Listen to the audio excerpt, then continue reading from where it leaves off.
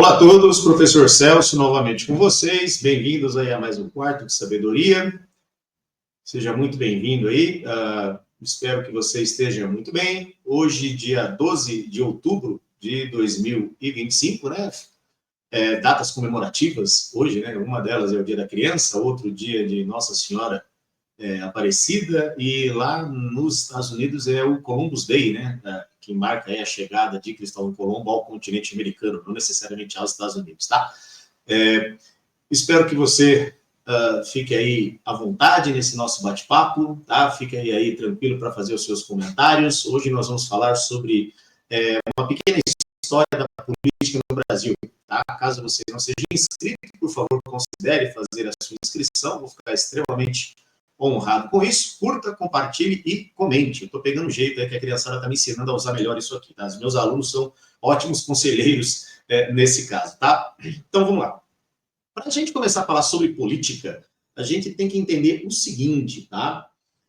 Parte do que se estuda hoje sobre política no Brasil, ela vai estar relacionada principalmente ao modo como o Brasil foi colonizado e como que as dinâmicas de poder foram exercidas desde o período da colonização do Brasil, tá bom? Vale lembrar, né? O Brasil foi descoberto, né? Os nossos livros didáticos antigos falam isso, né? Que o Brasil foi descoberto em 22 de abril de 1500, né? Como um território que pertencia a Portugal, né? Então o governo português veio a tomar posse do território, né? E já alguns outros professores de história, alguns historiadores falam que o Brasil, né, o território onde hoje é o Brasil, ele foi invadido pelos portugueses, já vista em 1494, por conta da criação do Tratado de Tordesilhas, né? Portugal e Espanha dividiram entre eles o mundo.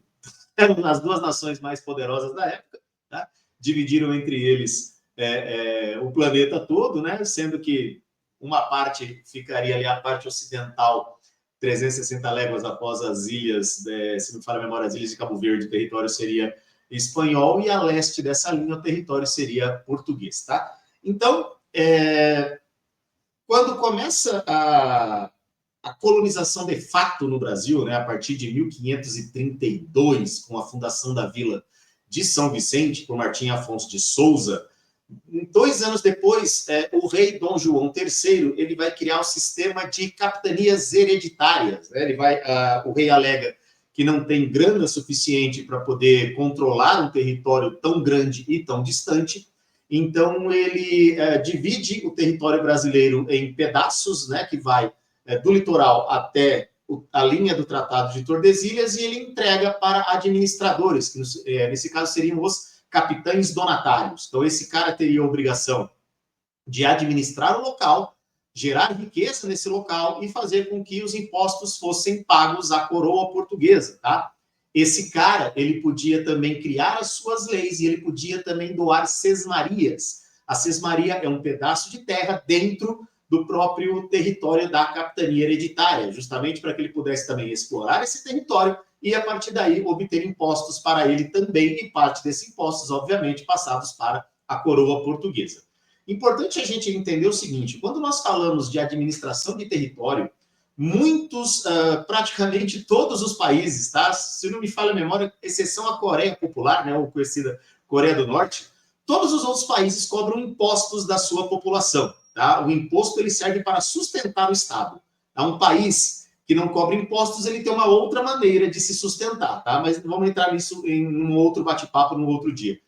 Então, a coroa portuguesa, ela precisava desses impostos para se manter e permitia que os capitães donatários pudessem, então, organizar ali politicamente a região, sendo os capitães donatários os responsáveis pela criação das leis, a aplicação da justiça, como bem entendesse, e havia uma diferença entre as capitanias hereditárias. Haja vista, o governo ele era descentralizado, ou seja, cada capitão donatário governava à sua maneira a capitania hereditária, tá bom?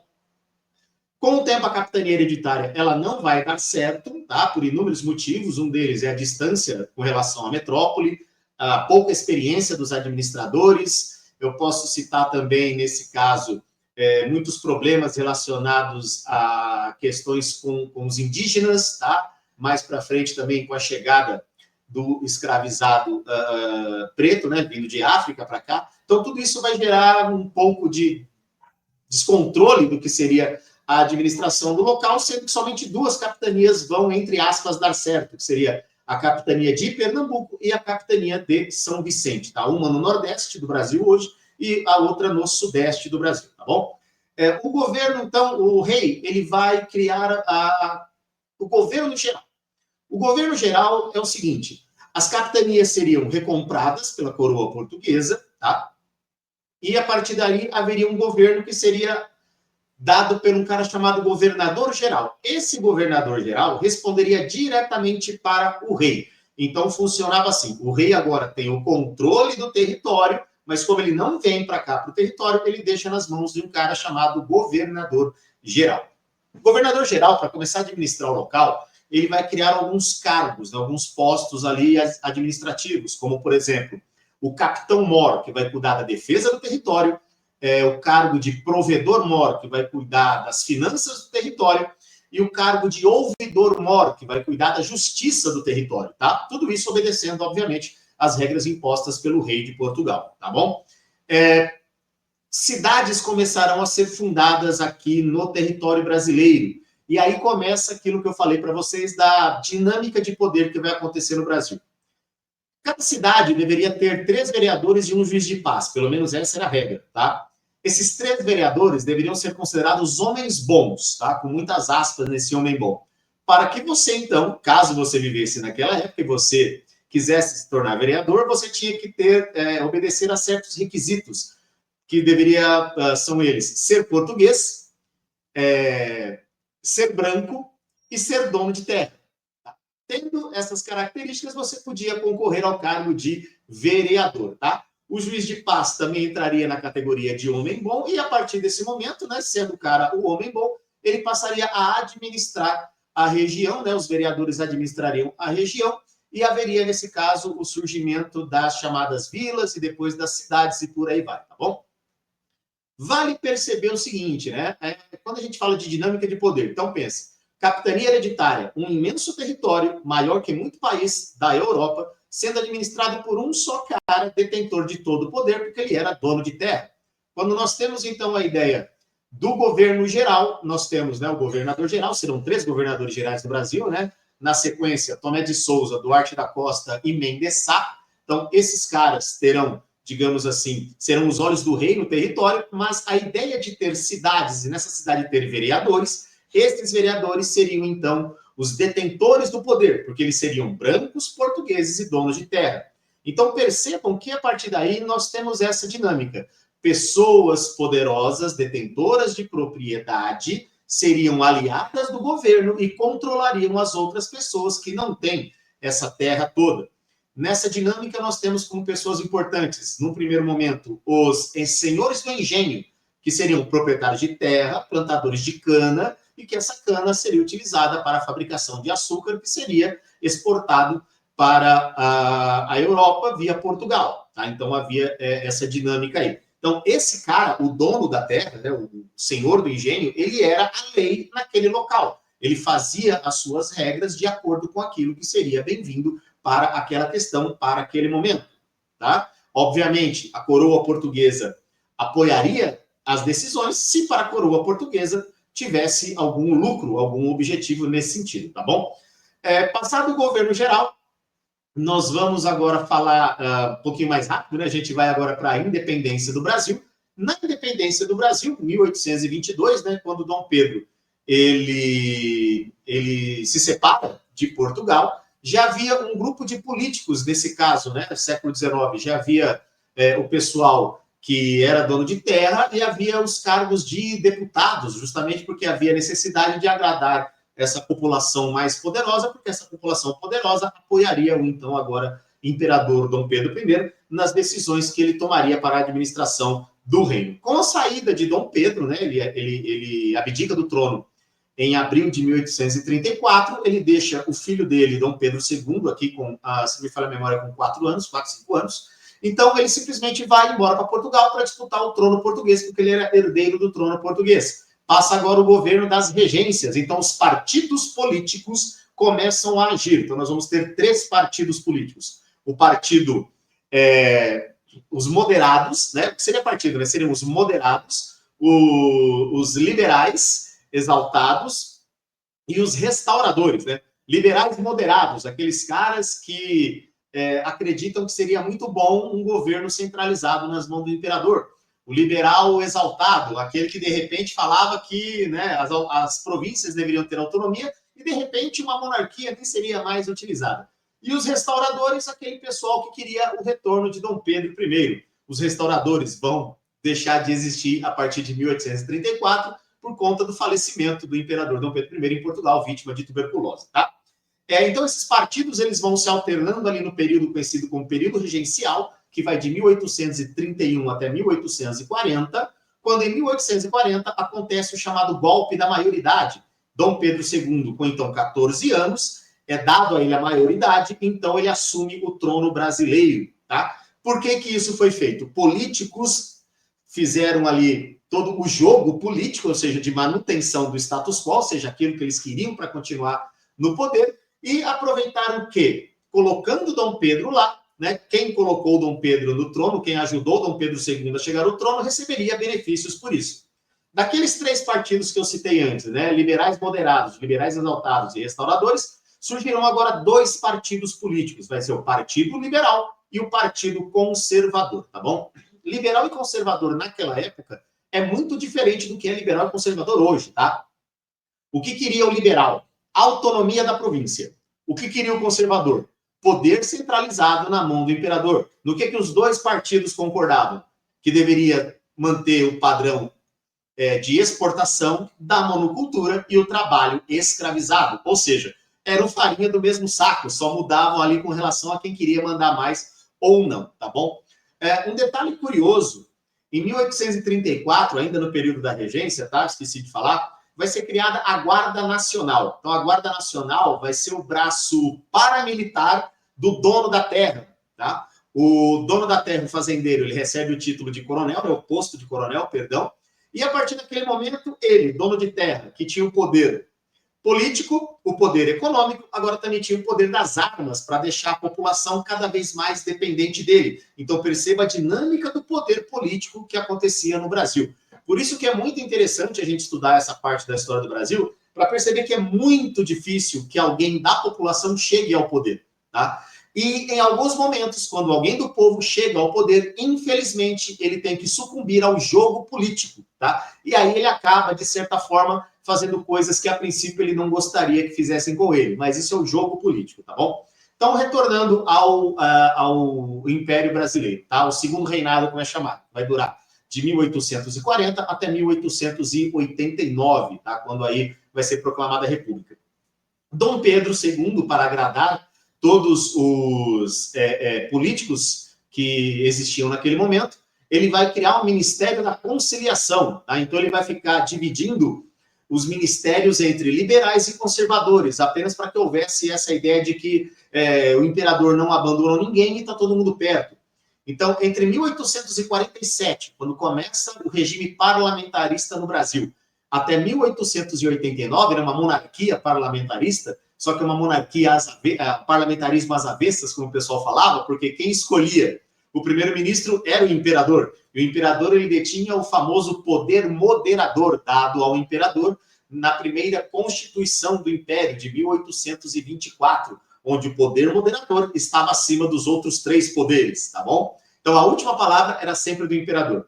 Nós tivemos, ao todo, de 1847 até 1889, 36 corpos ministeriais, ou seja, trocava de ministros a cada ano e meio. Então, um ano e meio trocava todos os ministros. Aí, passava um ano e meio e trocavam todos os ministros. Assim, não tem como o Brasil funcionar. Vale lembrar que esses ministros eram todos já cafeicultores, donos de terra e proprietários de escravizados. Então, eles eram a favor da manutenção da escravidão, a favor da manutenção da monocultura voltada para exportação e, obviamente, a favor da manutenção dos seus privilégios enquanto donos de terra, tá? Então, essa dinâmica na política daquele período, ela vai, de certa forma, passar o período do Império, quando nós chegamos ao período republicano, tá bom?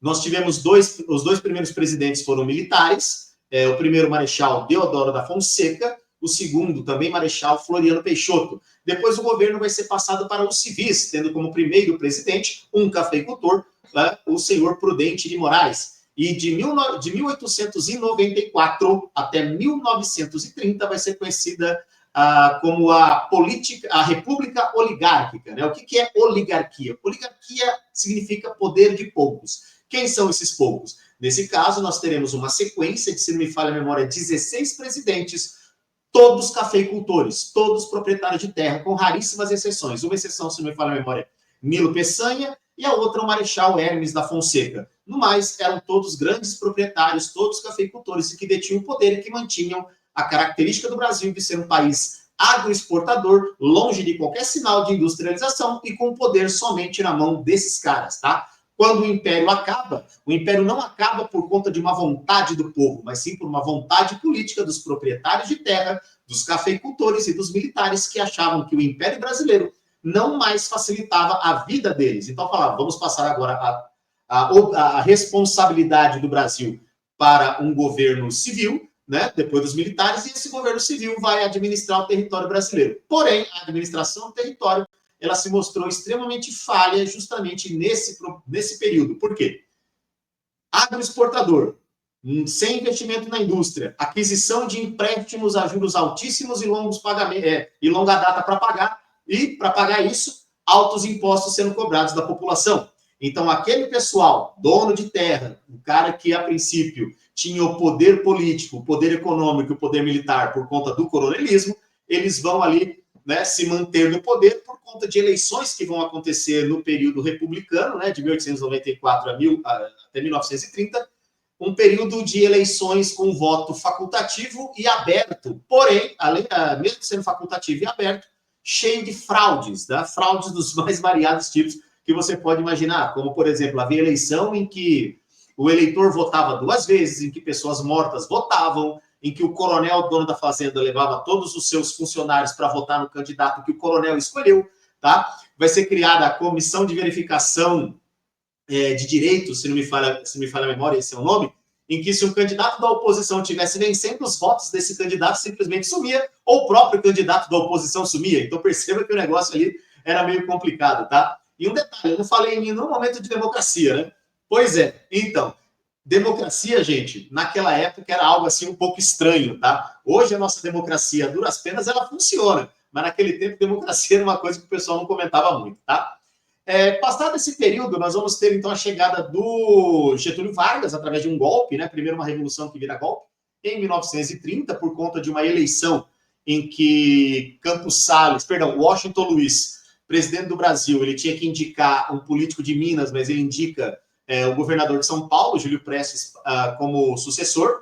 Vai ter uma ruptura entre Minas e São Paulo, na famosa política do café com leite, onde políticos de Minas e de São Paulo se alternavam no poder para manter o poder a partir do Rio de Janeiro, que era a capital federal naquele momento, tá?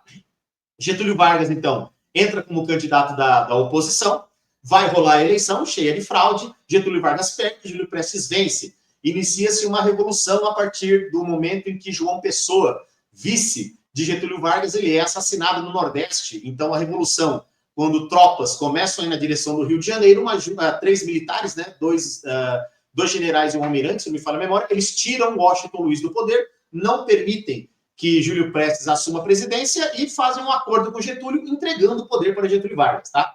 Getúlio Vargas, também filho de dono de fazenda também, um cara de família muito rica, mas ele tinha uma retórica muito boa e ele faz algo, pelo menos a princípio, a favor do povo. Tanto é que no período conhecido como Era Vargas, Getúlio ele vai viajar pelas ideologias da época. Ele vai ter um período socialista, um período capitalista e um período fascista, tá? Socialista, 30 a 34, capitalista, 34 a 37, fascista, 37 a 45, tá bom?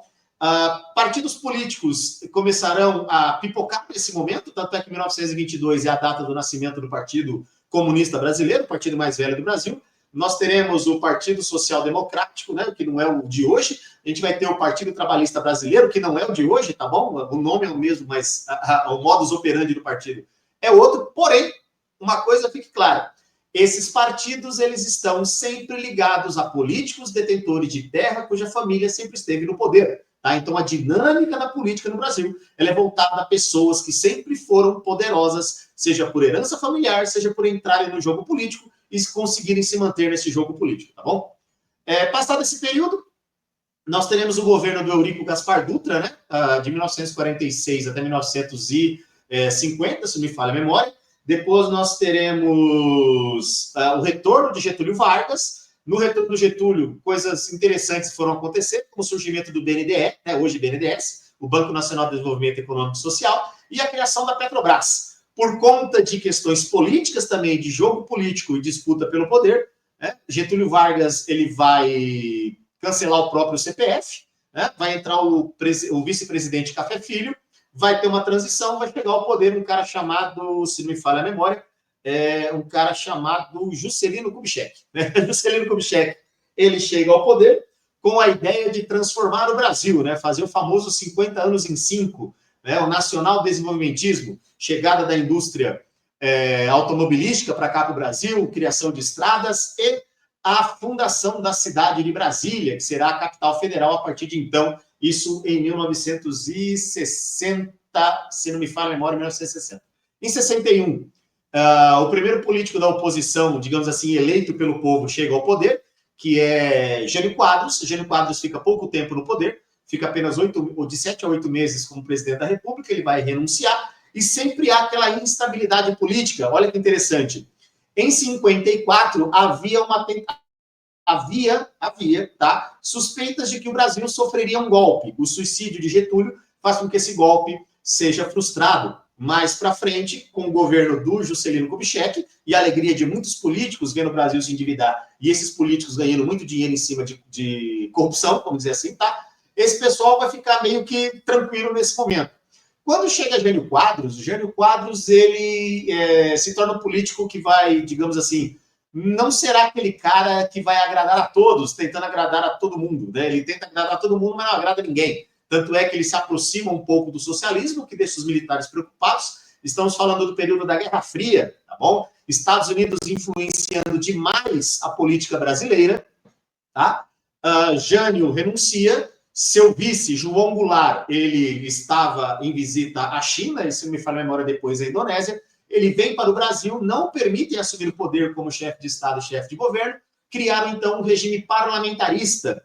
Tá? Então, de 61 a 63, o Brasil viveu sob regime parlamentarista, tendo João Goulart apenas como chefe de Estado, ou seja, ele não tinha os poderes para tomar uma decisão essa sendo tomada por Ranieri Mazzilli, que seria o primeiro-ministro brasileiro. Tá? Em 63, nós teremos um plebiscito, onde o povo escolhia qual seria o regime de governo que haveria, e venceu o regime presidencialista, tá bom? Então, agora, João Goulart, chefe de Estado e chefe de governo, ele começa as suas reformas de base. E nas reformas de base, veja que interessante, o principal tema dele, reforma agrária. Reforma agrária, algo que até hoje no Brasil pega pesado, haja vista a concentração de terra no Brasil, ela é terrível, tá? E essa concentração de terra faz com que a desigualdade social ela permaneça muito alta. Então, a ideia da reforma agrária seria justamente para dar terra para a população que pudesse plantar e poder viver, e, obviamente, os militares e empresários não gostaram disso. Então, após o discurso do João Goulart na Central do Brasil, se não me falha a memória, em 13 de março, né, prometendo as reformas de base, reforma agrária, reforma da educação, reforma na administração do país, isso desagradou a políticos conservadores que começaram a arquitetar o golpe, e esse golpe vai acontecer em 31 de março de 1964, né, na madrugada do dia 31 de março para o dia 1º de abril.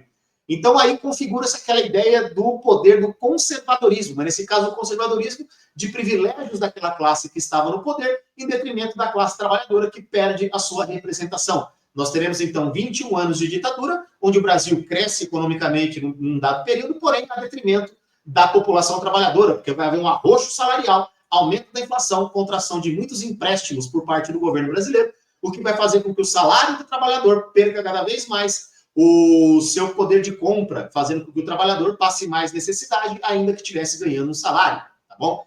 Terminado esse período, vem o período da redemocratização do Brasil, a partir de 1985, com a eleição de Tancredo Neves e José Sarney pelo colégio eleitoral. Tancredo Neves não assume, vai falecer no dia 21, se me falha a memória, 21 de abril, se me falha a memória, de 1985, e aí assume a presidência da República o seu vice, o José Sarney, e começa com propostas econômicas para conter a inflação e pagar a dívida externa. Como ele não consegue fazer nenhuma das duas coisas, ele promove uma moratória, ele para de pagar as dívidas que o Brasil tinha com bancos estrangeiros. Outro detalhe interessante, os políticos de 64 que ficaram, né, os seus filhos depois, os seus parentes que ficaram no poder até 1985, são os mesmos que depois de 85 vão continuar no Congresso Nacional. Em 1987, nós temos uma Assembleia Constituinte, em 1888, nós temos uma nova Constituição, a chamada Constituição Cidadã, onde direitos dos trabalhadores serão colocados em pauta, volta a liberdade de expressão, volta a liberdade de imprensa, tá? E muitos outros assuntos que talvez nem precisavam estar dentro de uma Constituição, mas fizeram parte disso aí, tá bom? O que mais que eu tenho para falar para vocês? Nessas brigas políticas, passam-se os anos, né? E aí nós temos aquela ideia hoje da chamada polarização. E por que essa polarização? Nós temos que entender o seguinte, que o sistema capitalista é um sistema que vive de ciclos, e havia ciclos em que há certos problemas. Então, todas as vezes que há um problema, no caso do capitalismo, e o Brasil é um país capitalista, onde a população acaba sentindo mais, é comum que a população brasileira coloque a culpa no governo. Então, isso acaba acontecendo. E o surgimento da rede internacional de computadores, né, da internet, e também da facilidade do acesso a essa informação, vai fazer com que surjam as famosas fake news. Então, toda essa polarização existente hoje, ela atrapalha justamente por quê? A polarização, ela atrapalha principalmente no acesso que nós podemos ter a informações que são reais, porque o povo, infelizmente, não consegue buscar as informações de forma correta, porque falta para o povo consciência de classe, consciência política, tá? Um dos maiores problemas que nós temos aqui, enquanto população brasileira, é a falta dessa consciência, como eu havia citado em outros bate-papos com vocês, tá bom? Então, a política no Brasil, ela sempre foi feita pelos poderosos e para os poderosos, tá?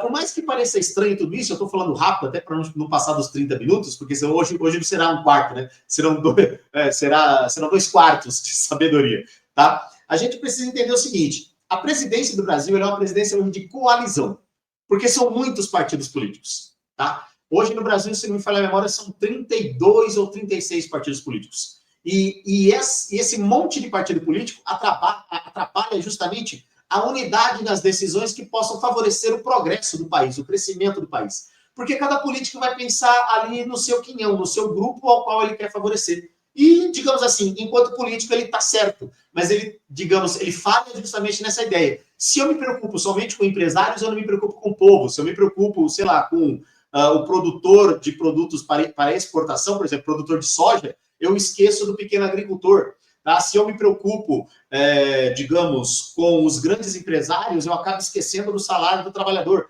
Então, são grupos políticos que acabam sendo facilitadores da continuidade da fragmentação do poder. E é justamente esse o problema. Essa fragmentação política é o que acaba atrapalhando. Porque olha que interessante, essa dicotomia que existe direita e esquerda, ela fica somente entre nós. Porque lá em cima eles não falam isso. Lá em cima, se puder, eles trocam de partido sem nenhum problema. Tá? Esse é o maior problema. As pessoas não entendem isso. Enquanto nós brigamos por políticos de estimação, e nós não devemos ter políticos de estimação, tá? Político não foi feito para ser idolatrado, político foi feito para ser cobrado, o pessoal lá em cima vai continuar no poder. Tá? Então é isso que eu preciso que vocês entendam, tá bom? Pequena aula mesmo de história, muito pequena, uma aula de história da política no Brasil. Eu vou fazer outras aulas a respeito disso, a gente vai conversar um pouco mais a respeito disso, porque eu não quero que o vídeo se estenda muito para não ficar, para que não seja muito maçante para você, tá bom? Eu vou agradecer, então, esse período que você me deu aí a sua atenção, quase 30 minutos. Desejo a você tudo de bom. Use o campo de comentários para tirar as suas dúvidas, fazer pergunta, tudo aquilo que você quiser falar a respeito desse vídeo. Fique à vontade lá, sempre com educação, porque é assim que a democracia funciona. Eu te desejo tudo de bom e a gente se vê numa próxima. Até mais, um forte abraço para vocês.